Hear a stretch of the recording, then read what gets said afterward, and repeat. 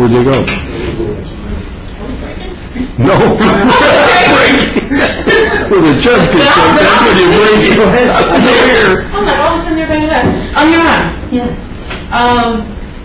Can you tell me, or tell the court, when it was determined that the cases were increasing and that you needed to establish an additional hearing officer for 4D, why did you not establish that in hearing? Well, let me answer the first part. I don't remember the exact month or time. I just remember that I was approached by Pete Villarreal. I can't remember if Bernie Carter was involved in the initial meeting, but there were 2 or 3 meetings involving that as to, you know, the need for it and how that would look and how it would happen and is it a possibility, because I never, you know, thought about establishing a second court. I knew that we were, you know, scheduling cases farther and farther out, and there were complaints about not being able to get timely hearings. So I'm going to say that process took probably 6 months till we finally, you know, got it nailed down and when we would start. And truthfully, I'm thinking back, Gary was never ever a consideration, not by me. Again, this wasn't my idea. The prosecutor approached me because they're the ones that control the incentive money and all of that. The court doesn't get any of that money. The prosecutor and the clerk does. So when they came to me, it was never, hey, do you want to do this? And I'm saying, well, we've got to have it in Crown Point. Never was Gary an option when they brought me that. It was always, we're going to open this in Crown Point, always. So that was not your decision to open it in Crown Point? No. Okay, but wouldn't it have made more sense to open it in Gary where everything already was, where all of the files were, where the people were used to going, where it had always been? Wouldn't it have made more sense? Probably not, because there was no space there, which was part of the reason the juvenile court moved in 2002. There was no space for a second court there for that. Wasn't there a major renovation done for the 4D court? And I guess at this point, haven't there been requests? Well, wasn't there major renovation done? There was renovations done, so Judge Shirelli used to occupy the 4th floor where he did his court there. And because when the juvenile court moved out, he took over the juvenile court functions on the 2nd floor, and then the 4D court for a while kind of languished a little bit, borrowing space here and there, and then finally his court was renovated. Yes, there was. But there's one courtroom up there. And there was no opportunity for there to have been a second one? When it was renovated, we never discussed it. There was no second court to even talk about that. When was the renovation done? Oh my gosh. Greg Gillis was still there, because I remember going through the building with Greg. Let me think. Probably in 8 or 9. 2008 or 2009. You indicated that that there was a lot of confusion that was occurring, that people weren't sure where to go. So if the court had been established, that second court had been established in Gary, wouldn't that have avoided all of that confusion? Probably. Okay.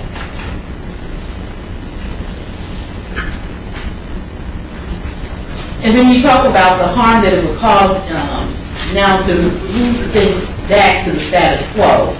And you indicated that the prosecutor, you know, had now made his changes. But isn't it true that the prosecutor made a determination that he was not moving his operation to Crown Point, that he was leaving it there in Gary? It was never his intention to move out of Gary. Okay. It was always that. So the prosecutor's not a factor in this? No. Okay. But the clerk's office is?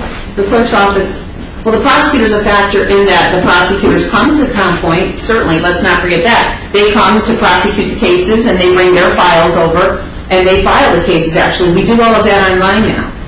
But the clerk's office and their files have already moved to Crown Point. But all of that could have remained in Gary, and whatever second court that you felt that was needed could have also been done in Gary. If there was space available, and there was no space. And isn't it true that some type of renovations were requested in order to accommodate this 4D court in Crown Point? In Crown Point? Yes. Renovate? No. No, there was never a request made to the Commissioner's office for any kind of renovations to accommodate this. In the courthouse across the street? Yes. No. Also, you indicate that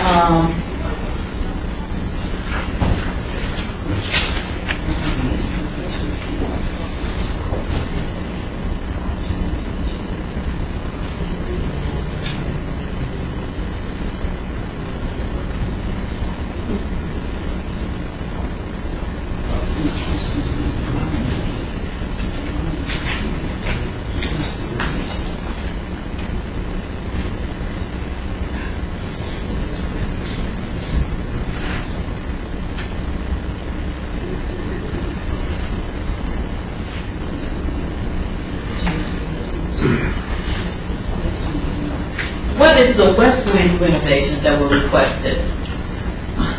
That was actually incorrect. I wasn't at that meeting, my son died, and I didn't attend that meeting, and my secretary, I'll tell you what happened. West Wind is right next door. And so when I was talking about moving the court from Gary to Crown Point, I had discussions with Bernard Carter about moving, and that's when he told me he wasn't interested in moving. I had conversations with my secretary and said, prior to me talking to him, saying, let's find out if there's space next door. If we have other people, whether it's clerk, prosecutor, other people that can't all fit in this building, meaning the building across the street, maybe West Wind has some room. So I was having meetings anyway regularly because they were doing some repairs to the roof of the building across the street. And I said, ask the building manager, because as I said, I was gone that week, my son died. And I said, ask the building manager if there's any room that he's available with, knows that's available. And he took that question and he went across the street and said, I was moving a bunch of people into West Wind. It got all blown out of proportion. And I had already talked to Bernard Carter and didn't have a chance to tell my secretary that wasn't going to happen. And so it got blown out of proportion. So there was never any thought to move the people to West Wind. Bernie Carter was never going to move his people there. Let me show you this email, and I know that it's already been entered into evidence. Not that one. Not this one? Oh. Let me mark it.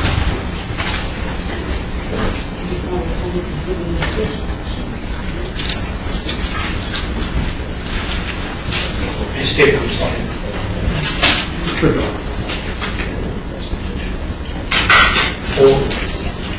Okay, claim exhibit 4. You just identify it first. Have you seen it? I haven't seen it. Let me see it. Do you have a copy for it? Yes. I'm going to identify it. No, do you want to show it to me? What's the page number? Page number 79. Oh, we don't have to re-show exhibits that are in evidence. That's right. No, It's not. not in evidence. Yeah. Oh, that's right, that's right. Sitting here at 79 is the stencil here, number. Oh, that's not mine, exhibit. No, that's a different exhibit. Oh, different. Because this is a response.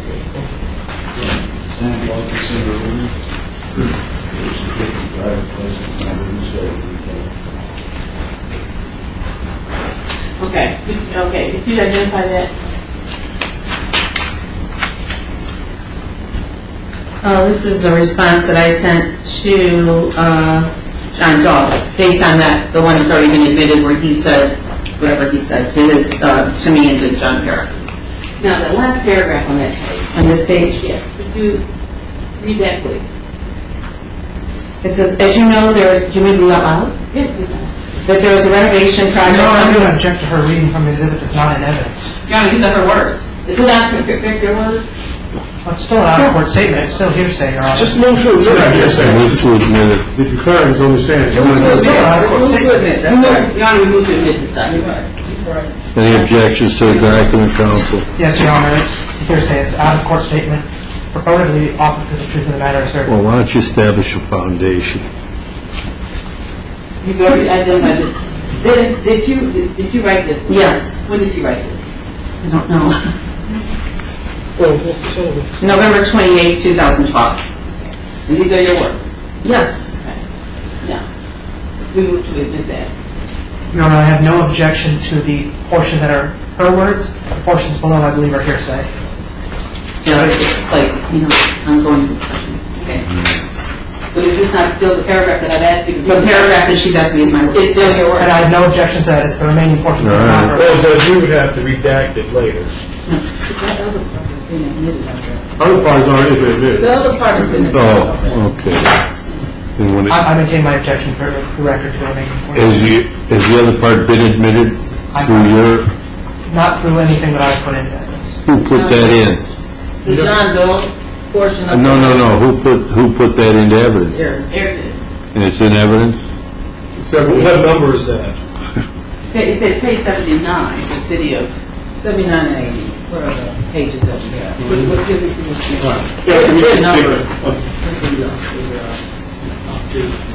What I was going to admit, I withdrew. No, in addition, Your Honor, John Dell is a witness who's also under subpoena, who's here to testify.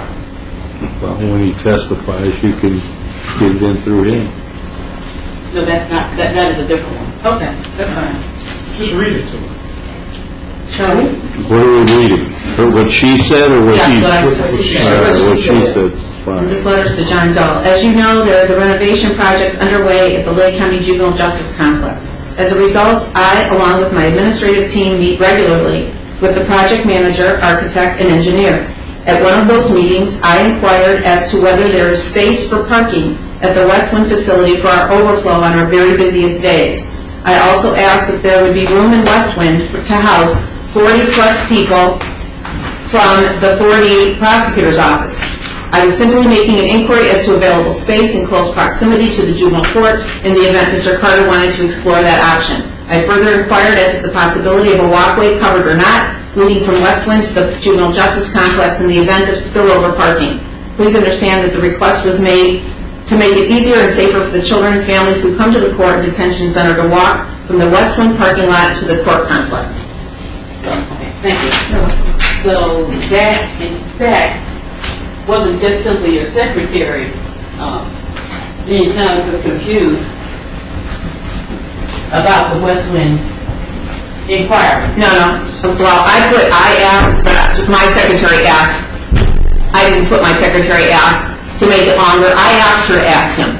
So that's how that came up. Was that admitted? Pardon me? Was it admitted over objection? Yeah. I don't believe there was an objection. Was she or her part, right? To her part, there was no objection to remaining their rights. Okay. What exhibit is that for evidence? 4. You indicated, in talking about the particular hardship, that you would have to shut down the 4D operation for 1 month before it could be moved back. Did you shut down the area operation for a month prior to? No, we didn't, because this plan was in place we moved February 1st. We began changing the court dates in early December. So we already had, one court closed, and Monday we heard hearings because we had it planned.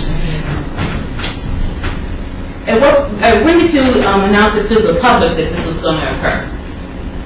I don't remember the exact date, probably a week or two before it opened. And how was that announcement made? Through the Lake County Bar. It was made to the lawyers through the Lake County Bar, or whatever it's called, the minute sheet or something like that. And that's the public? I mean, so how many people? Well, I let the lawyers know that to the public, the people who had cases. Yes. Well, they got notices in the mail. All the people got notices in the mail? Yes. I mean, that's why we did the planning.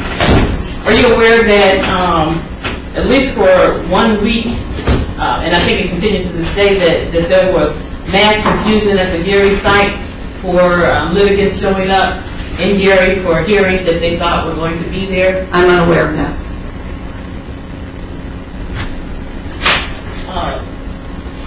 I noticed that you were talking about that you were senior judge of the juvenile division. Are there other judges in the juvenile division? No. What does the senior judge thing mean?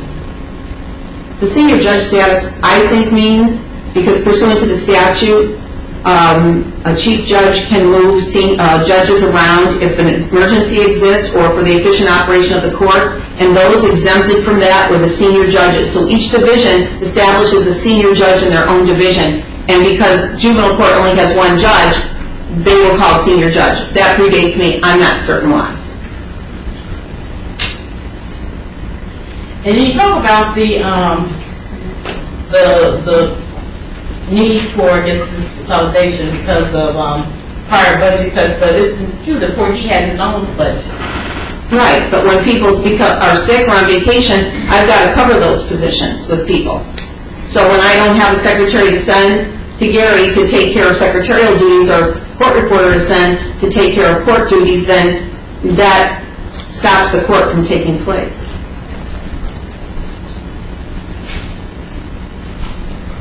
Those are all of us in that end. Thank you. A couple of questions.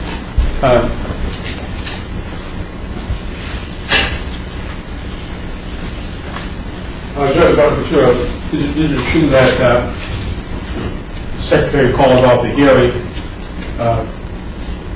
or next door to where you are at Crown Point? You still have to send a secretary to cover that person? Next door? In other words, you have to cover the person no matter where the 4D court is. Absolutely, but it's just easier. If I have 17 secretaries sitting in the first floor of my building and somebody, I'm saying 17, I have like 10 or 11, but if I used to have 17. If you have 10 or 11 secretaries in a pool sitting there and somebody's sick, then I can take someone from the secretarial pool and put them to the spot for which they're normally assigned. Tell the court the number of cases that were in Gary in 2012. I don't know the answer to that. Off the top of my head, I don't know. What about the number of cases, 40 cases I'm talking about? What about the number of 40 cases that were in the office that I guess you indicated was the main office, the main court for 40 in Crown Point? I don't know any numbers of cases at this point. And I wasn't prepared for that. I don't know that answer. Well, isn't it true that there are more cases in 2012, since 2012? Weren't there more 40 cases in Gary than in Crown Point? I don't know the answer to that. I know that more were heard in Crown Point than there were in Gary. More cases were heard in the Crown Point court than there were in the Gary court.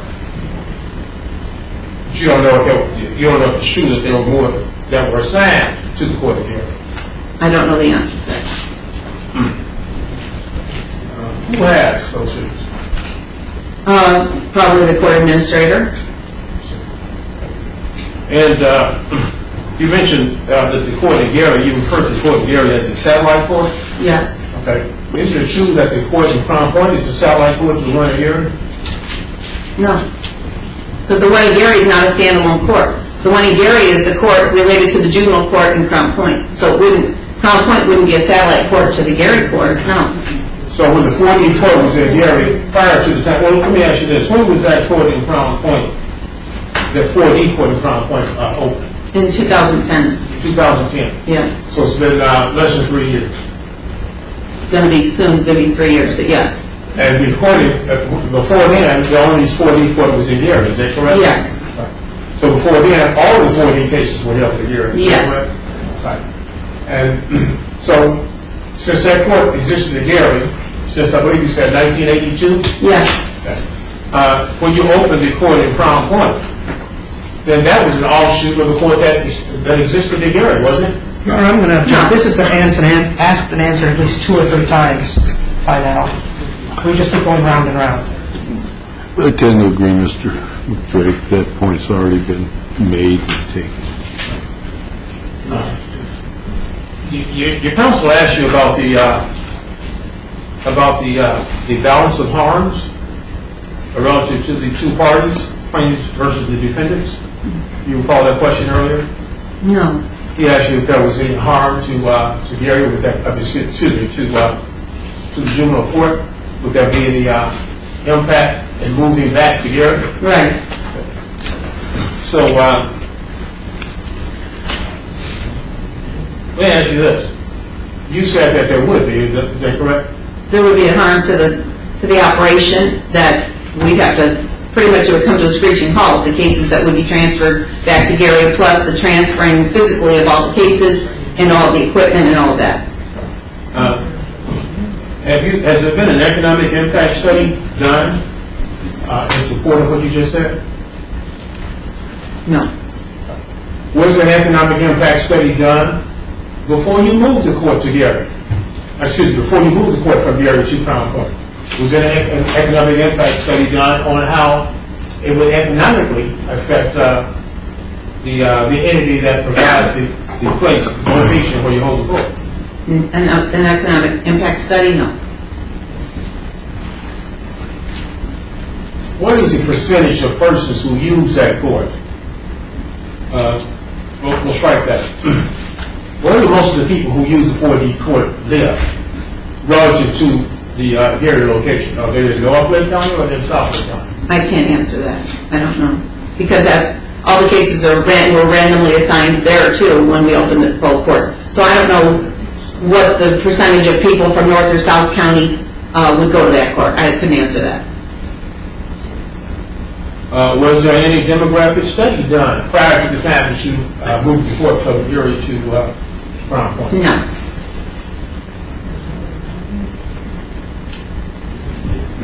You mentioned that you were familiar somehow with the Erie public transportation schedules.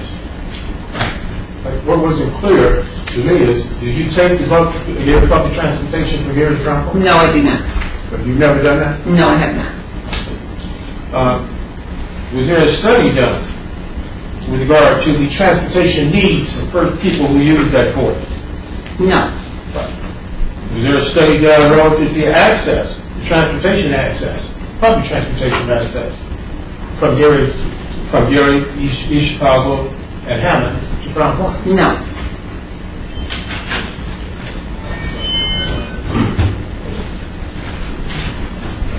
I have no further questions. Okay.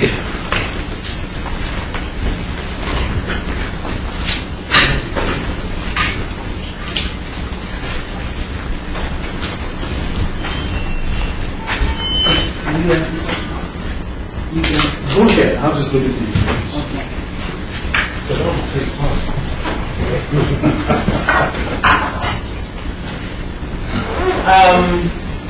I want to revisit the harm that the move back to Gary would cause you.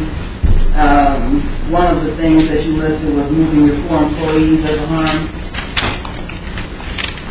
Moving people, yeah, okay. 4 employees, right? Right. So they get in their cars and they go to work, and the place where they go to work would be detrimental if they had to come to Gary versus Crown Point. Is that what you're saying? No, I'm saying that moving the whole operation, moving all the files, changing the court dates. Court would be closed for at least a month to have all that happen, because we have to notify the parties that their court dates were now changed, and moving all the files and everything that came along with it. So that's the harm. No, I don't think them getting in their car and driving to Gary would be a harm. Okay.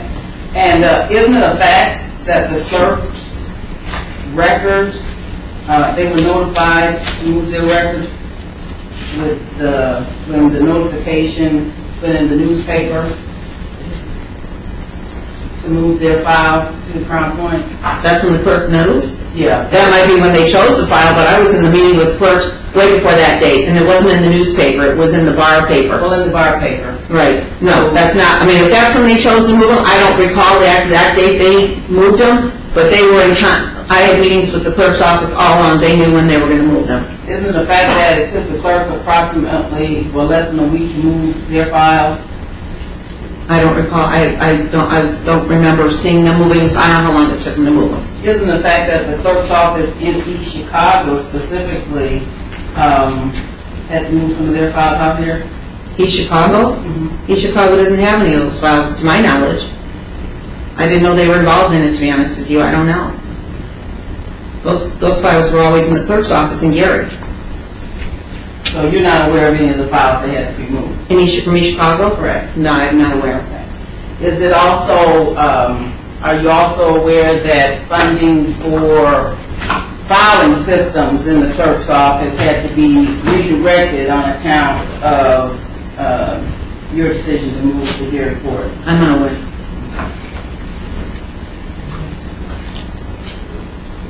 You know how many files were moved? I don't want to guess. If you don't know, say no. I could guess, but I don't know. Please don't.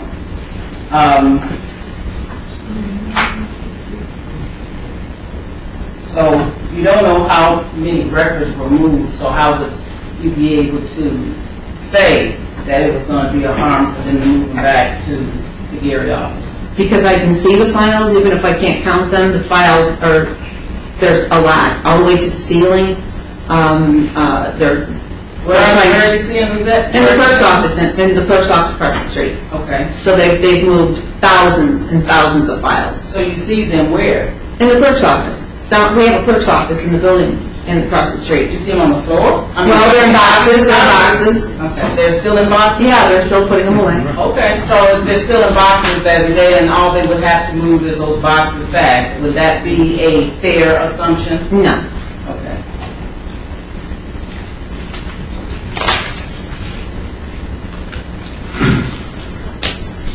So, when you did the renovations in 2008 or 2009 for the Gary Courthouse, they spent about $300,000. No. You know how much they spent? I'm going to object, Your Honor. I don't know what the relevance is of how much the county spent on a renovation of a courtroom that's no longer an issue. This is a case that has been pointed out is about access to courts. I don't think it's at all relevant what renovations were done to a courtroom that's no longer in use. No, we're talking about harm.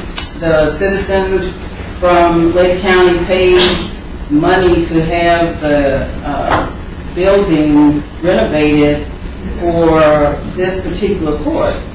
And so I think it's relevant to the harm to our citizens. The harm is to the plaintiffs, who are Mr. Mahone, Ms. Cobb, East Chicago, and Gary. None of those individuals had anything to do with the renovation of the courthouse. All it has to do with those four entities. I think she already testified that that court was renovated in 08 or 09, correct? Right, I was asking her for the amount. If she knows the amount of the cost to renovate it? Yes. I'll allow it. You go ahead. I don't know the exact amount. I know what I read in the paper that somebody gave to the paper. It was $180,000, I think Commissioner Allen said, but I have no firsthand knowledge of that amount.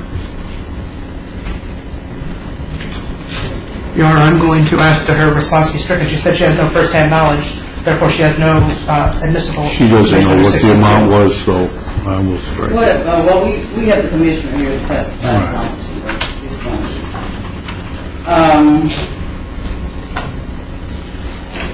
So, wouldn't it be a fair assumption that when the renovations were being made in the Gary office for the 40 program, that you would have already had in the works the new magistrate that was going to be hired for the 40 program? Is your question, tell me the question again. Okay. When you had the building, you requested renovations to the Gary courthouse, isn't that correct? For the 40? To be honest with you, I don't recall how it happened. I remember that Magistrate Gillis and I had a discussion that he was having court in hearing offices, I think, of Judge Tavitas' court then. He had no set courtroom, and when Judge Shirelli moved and had the courtrooms renovated on the second floor of the courthouse after the juvenile court left, some 6 or 7 years prior, he finally got that renovated, so he moved out, and it had no ability to have computers in there or any of that. And Magistrate Gillis called me and said, can we try to get some renovations, because we don't have the ability to even put a computer in here, so we couldn't hold court there. So then we began the renovation process. Did you ask for it to be renovated? At some point, Commissioner Allen was there, yes, we talked about it. That was the question. Thank you. And at the time that the renovations were conducted, isn't it true that you were working to get a second 4D magistrate? No, that is not true. I had no idea that was even going to happen. That didn't happen for like 2 years later. So the renovations occurred in 2008 or 2009. Right. You testified that the magistrate came in 2000, the second 4D magistrate came in 2010. Right. And you're telling me that in 2009 you didn't have any idea that when the renovations occurred, that you were going to have a new magistrate the following year? I had no idea of that. Okay.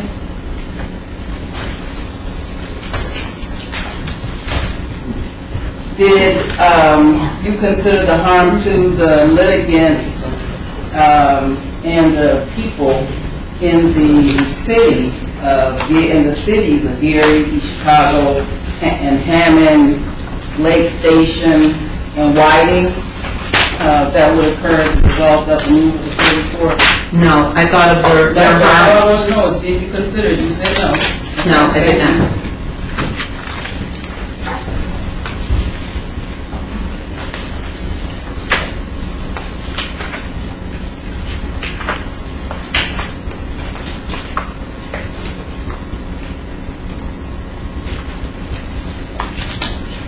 And you testified that there were more cases in the last 3 years being heard in 4D court in Crown Point than there was in here. Yes. And you have some statistics to support that? I don't have them with me, but I But you do have those yes. statistics? Yes.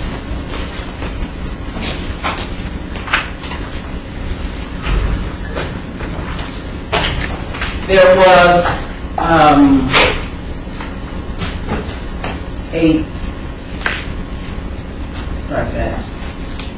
in the month, the period of time since the actual move, you're testifying that there has not been a problem in the 40 court in Crown Point with litigants missing court on account of the move. Not to my knowledge. Okay, but you don't know if there has been. Is that correct? That's correct. We requested, your bailiffs record the people who come to court. Is that correct? No. What would you say record? What do you mean, write it down? They write it down. How it works is that calendars is, you know, we have a calendar produced for each of the courts for that day, morning, afternoon, whatever. And as the people come in, the bailiff will mark down who's here, who isn't here. At the end of that day, those sheets are thrown out. The only people that really have the tell who's there, not there, is the court reporter. When the court reporter, you know, is in court and says who was here, how long the hearing went, and that kind of thing. At the end of the day, the bailiffs, those notes, it's not even a note, it's the master sheet, and they'll say, you know, Ms. Davis is here or not here, that kind of thing. So we requested that we be supplied with records of the bailiff's notations concerning who was coming to court and who was missing court for the 4D. Mm-hmm. You didn't provide. We don't have the bailiffs. They throw them out at the end of the day. So we wouldn't have had them from that day. So you haven't had them since I asked you to produce them? I didn't know it was an ongoing request. I didn't know that.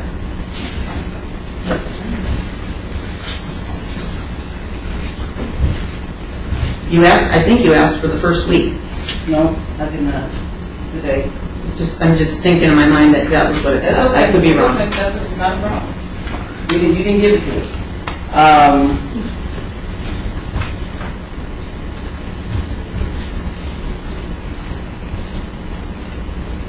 You also indicate that part of the problem with having the court in the area is that you have to, when somebody can't come, you have to send somebody to the court. Is that right? Yes. So that's administrative. Yes. Okay. And that's not a serious harm to the court. Is that right? No, it is, in that if I can't get somebody there, it's a harm to the litigants, which is the harm of having, if there's no hearing officer to hear a case, then we've got 30 people that have to be turned away. We have to continue those cases. And if I have to send somebody from Crown Point to Gary to do that, then the cases in Crown Point aren't being heard, or other people have to hear them, and maybe they can't get to them because we don't have enough time in the day. So when we have other courts, the other Lake Superior courts have a judge that can't come because they're ill, then all of the cases are canceled. That's what you're saying. You would have to cancel every case if your judge is not there. Exactly. Okay.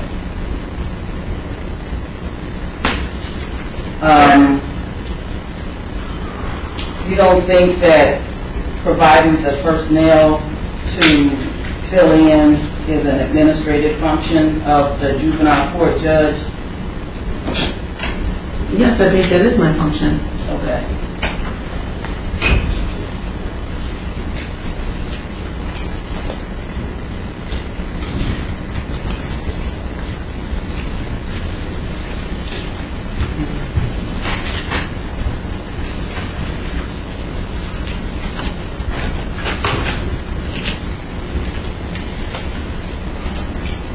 So your solution to a magistrate in the 4D court not being available on one day would be to close down the 4D court? If we don't have another hearing officer to send there, then that's what would have to happen. Those cases would have to be continued. Court wouldn't close, the hearings wouldn't take place. But your harm that you are saying that occurs as a result of having the 40 court in Gary is that you might have to send a judge to Gary.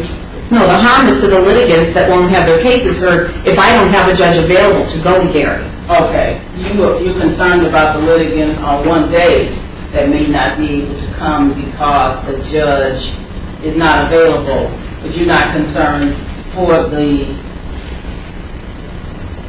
thousands of litigants that will not be able to get to court. Objection, Your Honor, argumentative. I didn't All right, finish your question.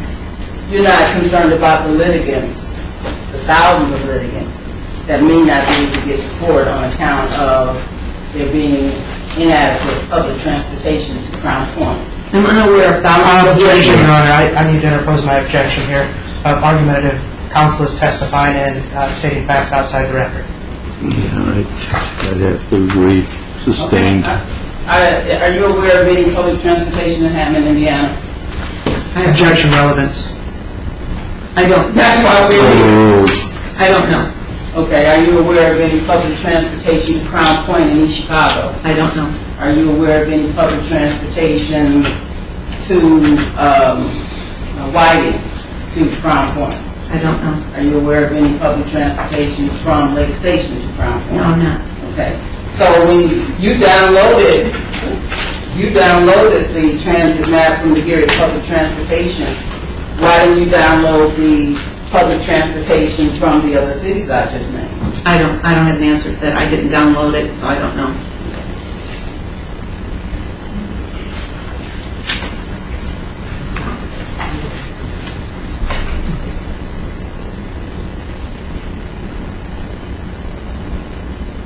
You indicated on direct exam that you met with the county council about establishing the second 40 court. Did I hear you correctly? Yes.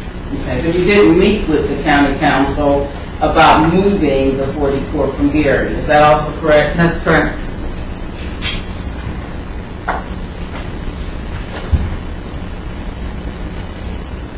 The county council would be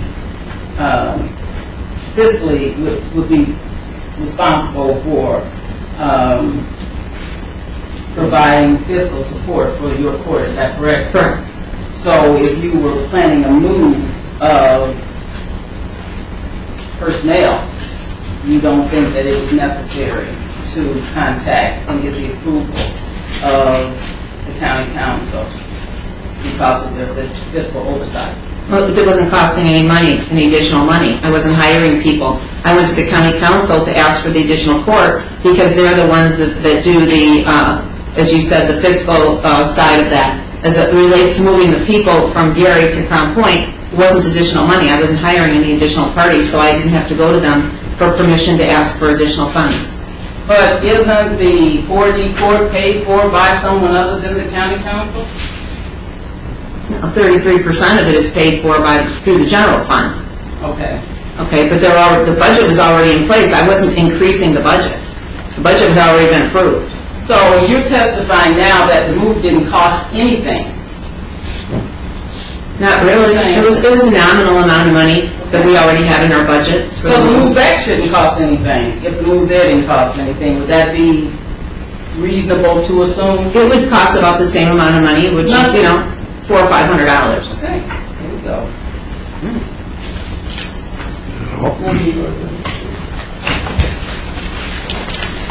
Mr. Clark, I hope we're not going to rehash things. Oh, no.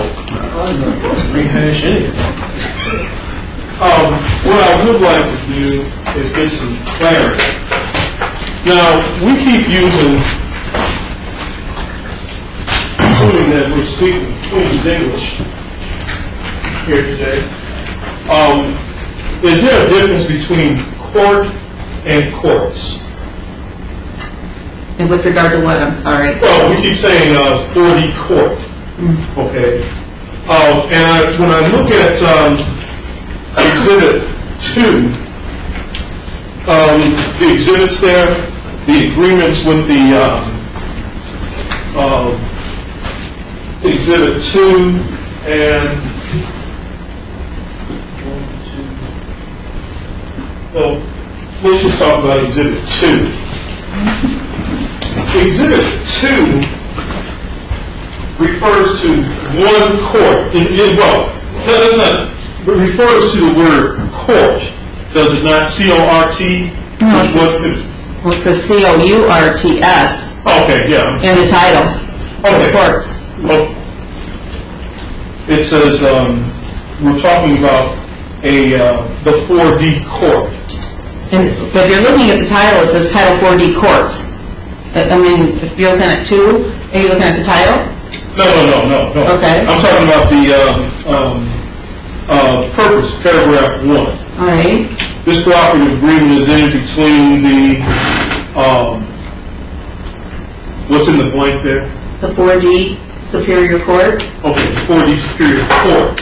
Okay, it doesn't refer to there being 2 courts, does it? No, but in the title it does. Well, I'm talking about in the title. Correct. The title is not a part of the contract, correct? I didn't answer that. I know. How old will you be? Okay, so we have a contract, and the contract refers to a court, which is single. Okay. Okay? Now, would it be fair to say that approximately 2 to 3 years ago, you decided to hear cases in Crown Point? 40 cases in Crown Point? Would it be fair to say that I decided to hear cases? Right. No, I think it would be fair to say that the prosecutor's office approached me to start a second court because the numbers indicated that we needed an additional hearing officer. Okay, so when we start talking about a second court, okay, so the prosecutor's office approached you about opening a second court. Opening a court, a second court, would that not fall under the province of the judges deciding upon opening a second court? Because that would be moving a court? No. Okay. Now, when we have the bus station in Gary. Well, you're familiar with Gary, I assume, correct? I worked there 21 years. Gary is the largest population center in Northwest Indiana, correct? No. What's Hammond largest? is. Hammond?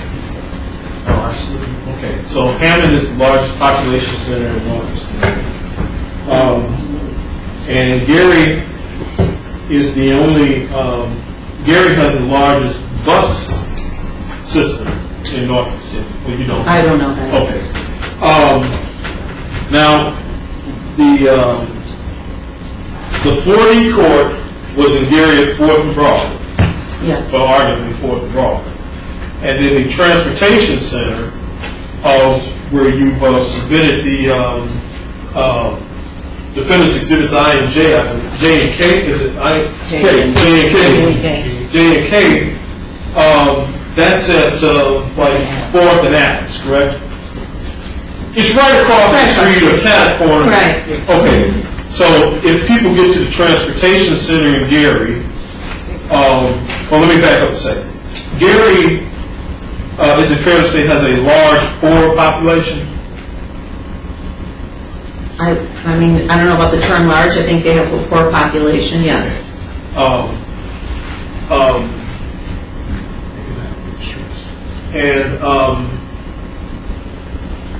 And whether or not these people would have a difficult time getting to a court that was moved, you would not know, correct? I would not know. Okay. And you sought no community impact before moving to the court? Okay.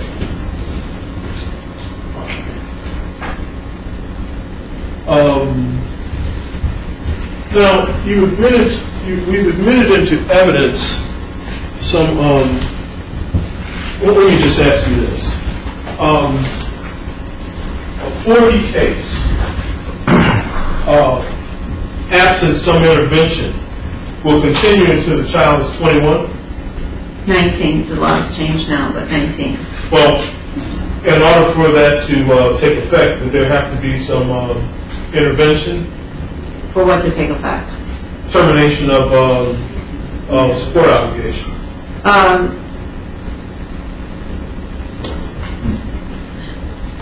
Yes and no. I mean, some people do come to court to have a child emancipated. Others just stop paying child support when the child becomes the age of majority, and there's no one objecting to that, so the case just kind of goes into never, never land. But I believe the statement of the law today is that you have to have an income withholding order when you're in a child support obligation, right? Yes. Or you're supposed to. You're supposed to. Okay. And then that order can only be changed or modified by the court unless it has a date in it that says on such and such a date or upon this child turning 19 or 21, this obligation ends. Right. Okay. And that would be true of the children in the Mahone matter, correct? The child's already, he'll be 22 in August. So Yeah, yes. but Yes. absent some, the clerk doesn't automatically stop saying this person owes child support, do they? I don't know what the clerk does. All right. And the same would also be true for Ms. Cobbs. And the same would also be true for Jamie Cobb's child, who she was seeking a modification of child support on, that was filed in 2010, 2011, correct? Correct.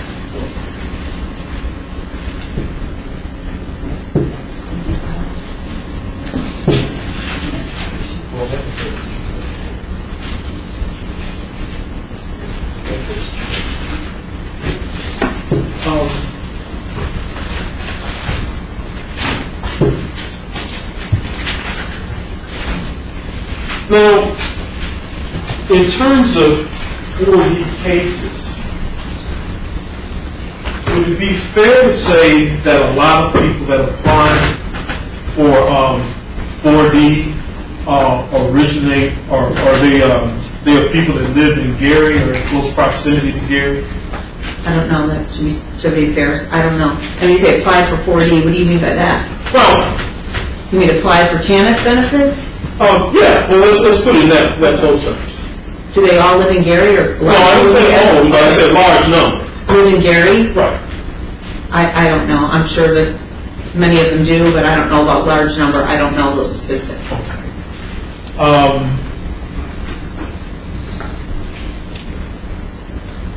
And people that are on TANF, would it be fair to say that these are poor people? I would assume so, yes. And when we start talking about poor people, these would be people that, assuming they have a budget, would be on a rather tight budget. Yes. And in fact, could we further assume that if we're on a tight budget, these are people in the lowest to the lowest to even lower on the economic scale? Your Honor, I'm going to object both to relevance and to speculation. We're assuming an awful lot here and not really headed anywhere as near as I can tell. Well, we're talking about hardship, Judge. You know. If you know. I don't know. Okay, so the people that are in the 4D program, you don't know, well, in order to be in the 4D program, you have to meet certain eligibility requirements. I guess so, yes. Okay, and then that's based on income guidelines. Yes. But you don't know what those are. I don't know what those guidelines are. That's fair. Okay.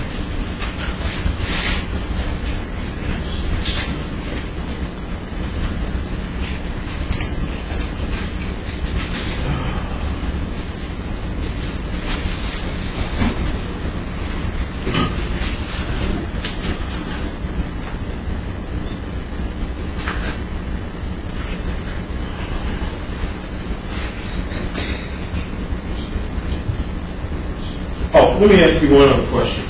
The budget that is there, I noticed that the budgets for 09 specifically itemized magistrate, bailiff, secretary, and so forth in the '09 budget. And then when we look at the 2011 or 2012, or I think that's plaintiff's exhibit number 2, there's a totally different budget form that just summarizes these expenditures, correct? I'm looking for it. I saw the one in... It's like near the last page. Okay. It says personnel and, yeah, okay. Okay. Now that budget for the 4D court, is that for the Gary court? For which one are you talking about? 09? Right. It would have to be, because the other one didn't start till 10. Okay. And how much was the budget for the 09 court? Total budget, $300,507.56. And how much was the budget for the other court? Or once you started in Crown Point? I can't see the final number, but if I add them, it's about $200,000. Okay. And so now you have double the number of bailiffs, correct? You mean for the 4D? For the 4D. Yes, Double the amount of magistrates. correct, And then that's going to also double the insurance. correct. And so the difference between the 09 budget and the 2010 budget cannot possibly be correct. It can't.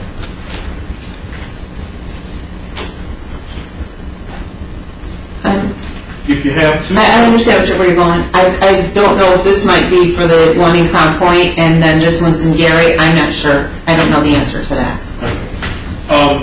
But you were asked to provide us with the budgets for the 4D court. Right. I've given you everything I have. Okay. But you would, is it your testimony here today that there are not, that to your knowledge, there is one budget that covers the 4D court in both locations? Your Honor, I'm going to object. I don't see what budgets has anything to do with people's access to courts. If people can get to court, they have access to it. If they can't, they don't. Well, Your Honor, I think what we're talking about is how can you move something? You know, we're talking about, what we're saying is that there's only one court, and that court is in Gary, and if there's only one court, and that court is in Gary, then you have to talk to all of the judges in order to move the court. That's where I'm going. Because there's a, you know, the word, the operative term throughout this is court. What does the budget have to do with it? The budget shows if there's a court, if the budget shows that there is a court, okay? And so the question becomes, if the budget is for Gary, you're simply hearing cases somewhere else. There is no additional court. That's where we're going, you know, because it's the 4D program. You have an agreement. You have a budget where the federal government pays 66% of the 4D court budget, okay? If you're hearing cases somewhere else, you can say, okay, we're going to hear these cases, but the court still remains in Gary. It's like the court here could say, we're going to hear this case in, we're going to go down to the Maryville Town Court and hear this because I have keys to the building and the court, and it stays open later. Okay? Still the same court. You know, you're just hearing a case somewhere else, not establishing a new court. Because if you establish a new court, you have to have a separate budget. Your Honor, this case is about whether people can get to courts or not. Whether there is a budget for something or not, it doesn't matter. The claim they have brought is access to courts. Whether the judges have decided to do something is an internal matter for them and not something that should be second-guessed by the individual plaintiffs. Budgets don't have anything to do with whether Mr. Mahone can go to his 40 appointment should one ever arise in Crown Point, whether Ms. Cobb can do it, whether East Chicago or Gary should be able to come litigate matters in 40, even though it's unlikely that they would ever be able to. It just doesn't have anything to do with what we're talking about in the complaint. Mark. Your Honor, what we're talking about in terms of access to the court, you can only move a court if the judges agree. That's the law, okay? And what our clients are saying is, you have moved the courts, you haven't followed the law, and so you're moving this court without following the law. I think that point has come across, but I don't know what the budget has to do with the... I think it's been established. All right. Okay.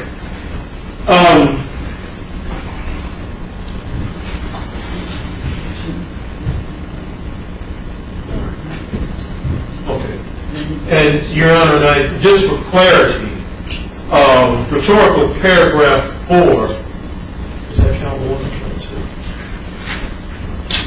2? Count 1 of our complaint states that certain illegal and unauthorized action taken by defendants are in clear violation of the rights and interests of the plaintiffs, all of which is caused or will cause damage and injuries in substantial part that cannot be remedied at law or through monetary reimbursement. And challenging and so I think that goes towards that. All right. The last question I have the bailiff's records, the attendance of clients, and then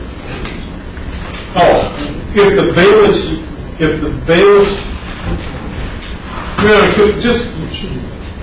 can I defer to the counsel to ask this last question? I think she asked about the bailiffs, didn't you? No, this is a different question. If the bailiffs record the attendance of clients, and that information is thrown out, how then will the judge know that more cases are held in Crown Point than Gary? That's the question I wish to ask. I think she testified that the court reporter keeps those records. Okay. Thank you. All right, nothing further. Okay. I think we're back to me again. I have a handful of questions, and I'll try and be as brief as I can, Your Honor. Take your time. No, Your Honor. 2 minutes. I was about to say, please. 4:30. Well, Your Honor, this is such a mess. I don't want to bring her back. I mean, if you need to go, Ms. Taylor, do you need to be here for these last few questions? Well, the other thing that I wanted to say before the end of this matter was we had asked for 2012 cooperative agreement contracts. We didn't get it. I sent an email to the council asking for it. I still haven't received it. I still need it. You recall me asking that? I got that email after 5:30 last night, and I got it this morning. I haven't looked at it. As far as I know, we've given you everything we have. I can look again, but as far as I know, everything you have is everything we have. Okay. My point is, The judge indicated she provided it. wait a minute, just a minute. Your Honor, My point is, Let him, if he has it, he'll provide it. That's all I want If to he say. has it, he'll provide it. If you don't have it, all right? Let's go on. Let's move on. Well, that's very good. It's to be provided before we get here on Monday. In other words, we think it's something that's done annually. Your Honor, let me finish. If you want to finish the question, you can discuss the discovery matters after we're done with this witness. Just so we're clear, the 4D court handles child support matters, correct? Correct. The city of Gary itself doesn't have any matters in your 4D court, does it? No, they do not. Same can be said for the city of Chicago? Same could be said, yes. There was some talk on redirect of Ms. Cobb and her 2011 modification hearing. Yes. Do you remember where that was held? In Crown Point. Absent the consolidation, where would any of her future hearings be held? In Crown Point. You were asked a question about whether you considered the impact of the move on the residents of Gary and then wanted to explain your answer. Do you recall that? Yes. Would you like to explain that answer? Yes, I wanted to explain. Well, I object to volunteering information. That's not a question. She had. the question was asked to me, did I consider the harm to the parties or, that would come to them if I moved the court? And I said no to that initially. What I tried to explain was that part of the decision to move the court was because in the event that court could not go forward because of a lack of personnel to conduct court, that harms the parties. And I took that into consideration. Because a 4D hearing can't take place without a magistrate, correct? I want to object. He's leading the witness. If he wants to ask a few more questions, then please don't lead her while you're doing it. I think this has all been covered anyway. Right. Go ahead. That's a lead up to another question I have. It's more foundational. Is there a difference between sending a magistrate next door to a different courtroom to cover a hearing versus sending a magistrate to another city to cover a Yes, hearing? it's about 15 miles. Well, that's fine. We've already covered that. And this is redirect, which actually is not entitled to, I think, because this is our witness, so we get the last word. And I didn't ask any questions. It's a recross. That's correct. That's okay. It's the same There was, thing now. all of you asked questions about why she decided to move the court. One of her reasons was that because of the hardship if a magistrate isn't available in this. So I think it's perfectly... Okay. I agree. It's the same hardship for people with cars that... Oh, go ahead. I I mean, she's already answered that previously, that it's a hardship. But my question was, if a magistrate can handle a specific number of cases in a given day, is there a difference if they're covering 2 different caseloads in the same building versus 2 different caseloads in 2 different buildings? Yes, there is. And what is that? Well, if I have to send someone from Crown Point to Gary, then the caseload that they have assigned to them in Crown Point has to be divided among the rest of the hearing officers or judges, magistrates in Crown Point. That person has to drive 15 miles to Gary to hear those cases, or some of these cases have to get continued if we don't have enough people to do it. And my final question is, you referenced that the monetary cost of the move was was available in your budget, correct? Yes. Are there other costs other than the monetary ones which would be involved in moving your courtroom back? Yes, Objection, Your Honor. That's beyond the scope of any direct exam. The exam that we had talked about was... The cost of the move was in your exam. Right. So he's asked if there'd be cost to move back, I guess. I'm asking, what are the non-monetary costs of a move back? Just so we're clear. The non-monetary cost of the move back is the actual moving, the actual having to reschedule cases, maybe moving people and children that need support farther out than when they could be heard now. And so that's a hardship to the parties as well. I have nothing further.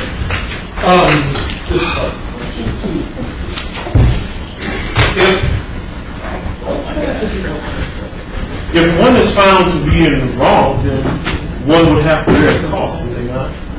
Objection, relevance? What is that? I mean, wrong about what? I'm sorry. Moving the court. I have Wait a objection, minute. Your Honor. What's the objection? Relevance, I don't understand what that has to do Well, with any of the I kind of don't factors. follow either, Mr. Clark. What do you... Well, Judge, he's saying, he's suggesting that the court could incur, if you do something where you're found that you had no right to do it, or if an injunctive relief is found should be granted. Sorry. Okay. If this court should find that the court should be moved back to Gary, that would cause you to incur costs, would it not? Right. And you would have to bear those costs because that would be the order of the court, correct? Absolutely. Okay.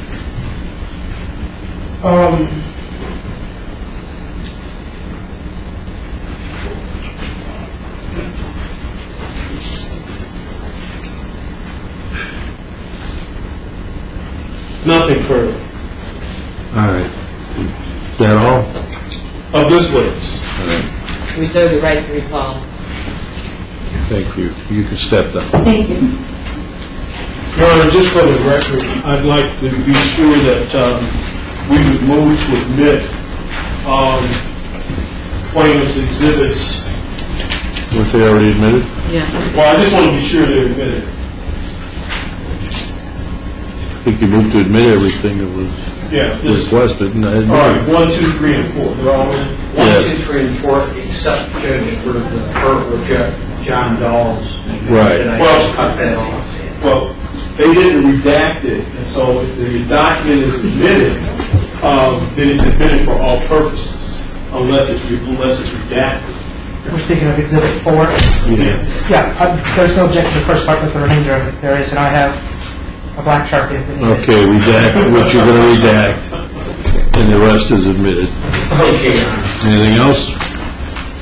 All right, let's do you have to travel back from Indianapolis? Yes, Your Honor, and I have a payment hearing scheduled in federal court At Monday what time? morning at 9 o'clock. So what time do you have a Monday morning, you have a hearing at 9? I have a hearing at 9. So I could we can conceivably be be here at 10:30, 11? I could make it by 1 probably, Your Honor. By 1 o'clock? All right. I guess that's when we have to proceed. How much more do we have? Here, Well, Your Honor, I think that what we should probably do, if we took all afternoon to do Judge Bonaventura, I think that we could get Judge Parra, I would anticipate would not take more than an hour. Then we have John Doe, perhaps another hour. Commissioner Allen. Commissioner Allen.